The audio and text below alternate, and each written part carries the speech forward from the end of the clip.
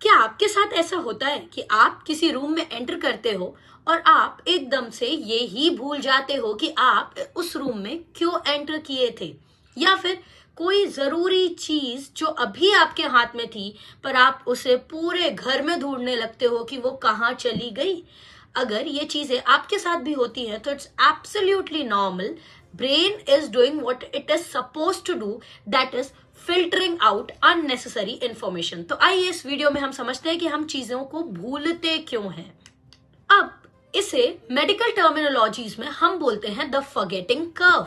कहने का मतलब ये है कि सुबह से लेकर के शाम तक आप अपने दिमाग के अंदर हजारों करोड़ों अननेसेसरी इंफॉर्मेशन फीड करते जाते हो करते जाते हो करते जाते हो। अब रात के वक्त जब आप सोते हो तो ब्रेन बहुत स्ट्रिक्टली ये फिल्टर आउट करता है कोई भी वो चीज जो आपने रिपीट नहीं की या रेपिटेशन में नहीं गई, या कोई भी वो चीज जो इमोशनली कनेक्टेड नहीं है, उसे ब्रेन स्कैन करके डिलीट करना शुरू करता है, जिससे आपके ब्रेन में ओवरलोड नहीं हो। इस पूरी की पूरी मेमोरी मैनेजमेंट का काम होता है हमारे ब्रेन के एक बहुत ही इंपॉर्टेंट पार्ट का, जिसको हम लोग बोलते हैं हिप्पोकैम्पस।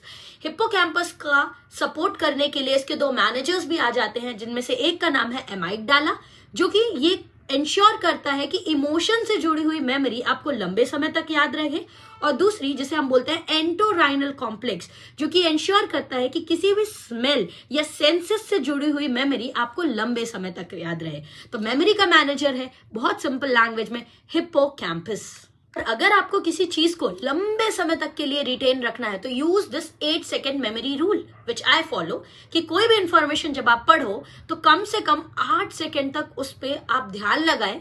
8 सेकेंड तक ध्यान लगाने के साथ आप उसे इमोशनली कनेक्ट करने की कोशिश करें, कोई एनालॉगी बनाए, कोई डायग्राम बनाए, कोई ट्रिक बनाए, उसको एसोसिएट करने की कोशिश करें और समझने की कोशिश करें।